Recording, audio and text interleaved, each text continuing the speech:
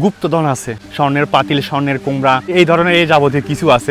স্বর্ণের একটা নৌকা উঠছিল, পাতিল উঠছিল, তাই বিয়ে স্বাধীন মাঝে লাগলে এই খাদ আছে কিনা দেখিও, না হলে কিন্তু এখান থেকে গোসল করে যেতে হবে তোমাকে। শুধুমাত্র এই দিঘির যে পুকুরের অংশটা, এই দিঘির অংশটা এটা সরকারি ভূমি। আর দিঘির পাড়ে আমি দেখতে পাচ্ছি যতগুলো ঘর বাড়ি আছে, দিঘির পাড়ে যতগুলো ঘর বাড়ি আছে, এই ঘর বাড়ি সবগুলো হচ্ছে যে ব্যক্তি মালিকানা।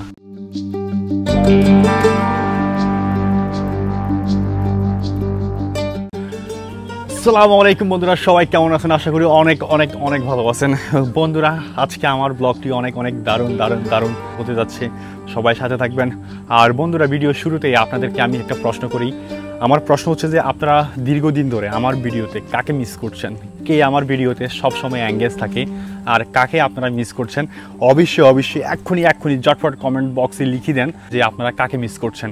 বন্ধুরা, আজ আমি দীর্ঘ 1 মাস পর আমার ভিডিওতে আমি একজনকে এখন এন্ট্রি করাবো।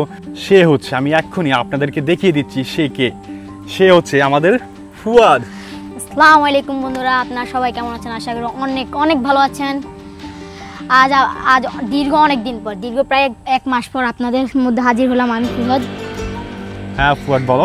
আমি দীর্ঘ 1 মাস আমার এক্সাম থাকার কারণে আমি আপনাদের ভিডিওতে হাজির হতে পারিনি। আমি খুব দুঃখিত, বাট আপনারা আমার জন্য অনেক অনেক ভালোবাসা দিয়েছেন, আমি খুব খুশি। ইয়েস বন্ধুরা, আমি অনেক মিস করেছি। আমার দর্শক আপনারা সবাই খুব মিস করেছেন আমাদের ফুয়াদকে। তো ফুয়াদ, আজ তোমার অনেক ভালো লাগছে এবং আমার দর্শকদের অনেক ভালো লাগছে। বন্ধুরা, আপনারা অবশ্যই কমেন্টস করে কমেন্টসে এসে বলবেন আপনাদের কেমন লাগছে। তো তাহলে ফুয়াদ, চলো আজকে জায়গাটা দেখি। আর বন্ধুরা, আজকে আমরা এখানে এসেছি আমাদের গ্রামের সংলগ্ন একটি দিঘি। তো ভাবলাম এখন এই বিকেলবেলা আজ একটু ঘুরে দেখি। আর সাথে আছে আমাদের ফুয়াদ। তুমি আজকে ঘুরে দেখাবা আমাদের দর্শকদেরকে। হ্যাঁ বন্ধুরা, আমি এখন এই দিঘির দিকে এগিয়ে যাচ্ছি। আর আমি দেখতে পাচ্ছি এখানকার এই মসজিদের নির্মাণ কাজ চলছে। আর আমি দেখতে পাচ্ছি আমাদের এক চাচা এখানে দাঁড়িয়ে আছেন। আর বন্ধুরা, একটি জিনিস দেখায়, আকাশে কিন্তু প্রচুর মেঘ এবং মানে কালবৈশাখী ঝড়ের যে প্রাদুর্ভাব, কালবৈশাখী ঝড়ের যে আভাস, সেটা এখন আমরা পাচ্ছি। সব দিকে কিন্তু আকাশে দেখুন প্রচুর কালো মেঘ ছেয়ে গেছে। এক্ষুনি মনে হচ্ছে কালবৈশাখী ঝড় আসবে। দেখুন এই দিঘির সেই অবস্থানে একটু দেখুন। আর আমি দেখতে পাচ্ছি এখানে আমার একজন চাচা। আসসালামু আলাইকুম চাচা, কেমন আছেন? ওয়ালাইকুম সালাম। চাচা কেমন আছেন আপনি?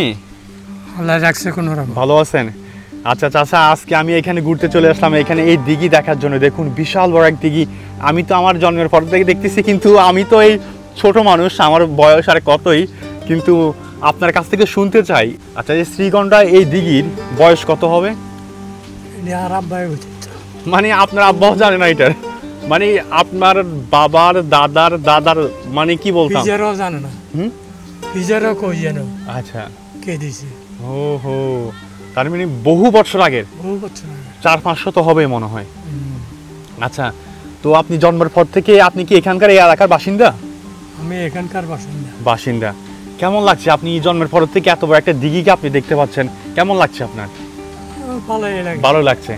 আচ্ছা, তো যাই হোক, আপনার সাথে কথা বলে অনেক ভালো লেগেছে। এই মসজিদের নির্মাণ কাজ চলছে, তাই না? আপনার এলাকাবাসীরা সবাই মিলে এই মসজিদটা দিচ্ছেন এখানে, তাই না? আচ্ছা যাক, তো তাহলে আমি এখন দেখতে পাচ্ছি এখানে দিঘি, আমি একটু ঘুরে দেখি, ঠিক আছে? আপনার নাম জিজ্ঞেস করা হলো না, আপনার নামটা?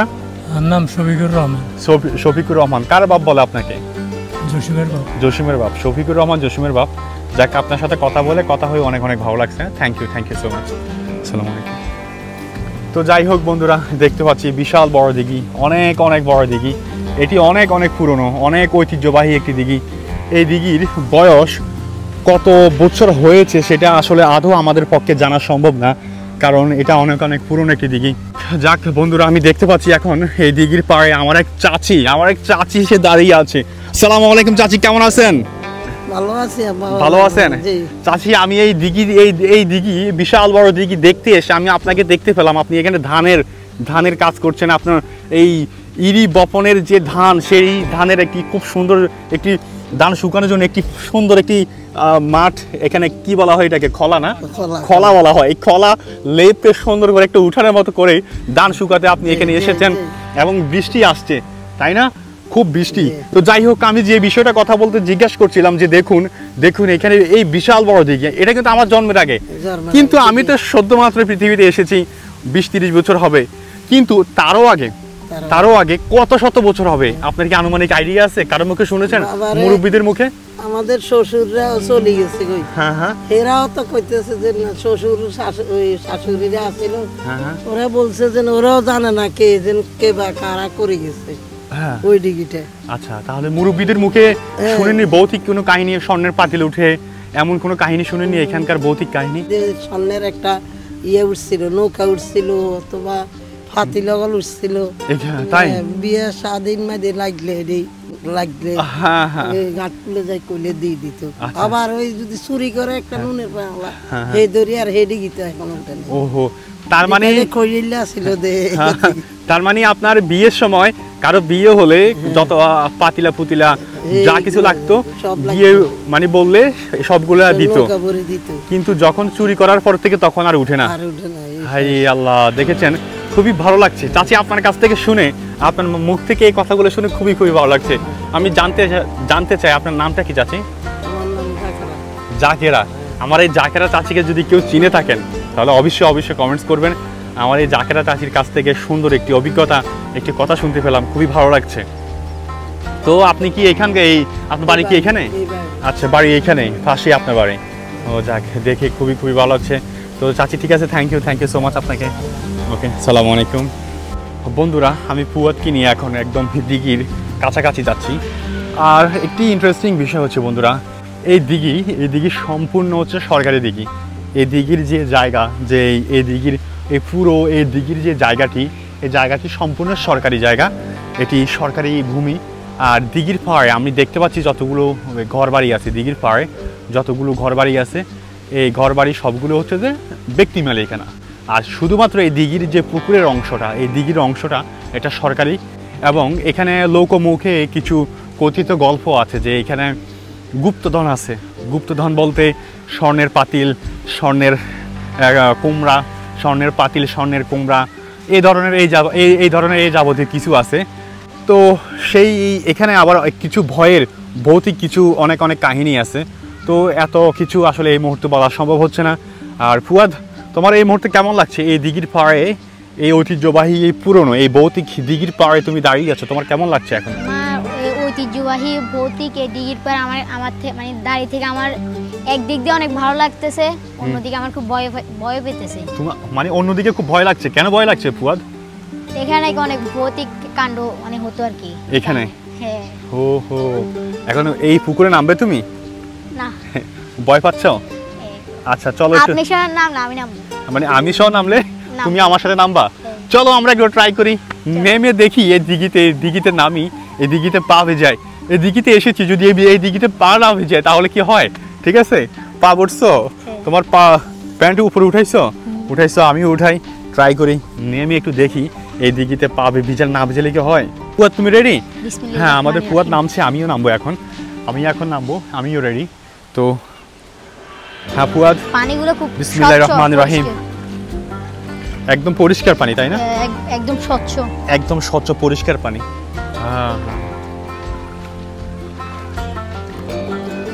একদম স্বচ্ছ পরিষ্কার পানি, তাই না? আমিও নেমে পড়লাম বন্ধুরা এই দিঘির পানিতে, এখন পা ভিজিয়ে খুবই ভালো লাগছে বন্ধুরা। দেখুন চারপাশে, চতুর্পাশে দেখুন, খুবই ভালো লাগছে। খাদ আছে কিনা দেখিও, খাদ থাকতে পারে, দেখে নামিও, ঠিক আছে? না হলে কিন্তু এখান থেকে গোসল করে যেতে হবে তোমাকে, গোসল করে চলে যেতে হবে, ঠিক আছে? ও, আকাশে খুব গর্জন হচ্ছে বন্ধুরা। গত কিছুদিন আগে দেখলাম যে বজ্রপাতে 2টি বাচ্চা মারা গেছে এবং একটি বাচ্চার গা থেকে আগুনের ধোঁয়া। হ্যাঁ, আমি দেখছিলাম একটা। দেখছিলে না? আগুনের ধোঁয়া উঠছে না? আসলে আমরা খুবই সাবধান থাকা উচিত। চলো, আর না আমাদের দরকার নেই, যথেষ্ট হয়েছে, এখন উঠে যাই, এটা ভালো, তাই না? উঠে যাই, কিছু অতিরিক্ত ভালো না। এখন কালবৈশাখী ঝড় আসার খুবই সম্ভাবনা বেশি, তাই না? কালবৈশাখী ঝড় আসবে এখন, আমরা এখনই উঠে যাই। আর এখানকার এই জায়গাগুলো দেখতে একটু ভৌতিক ভৌতিক লাগে। দেখুন অন্ধকারচ্ছন্ন এই গাছ, ঝোপঝাড়, একটু ভৌতিক ভৌতিক ফিল আপনারা পাবেন। দিনের বেলায় এটা খুবই ভয় লাগে, দেখতেই পাচ্ছেন বন্ধুরা।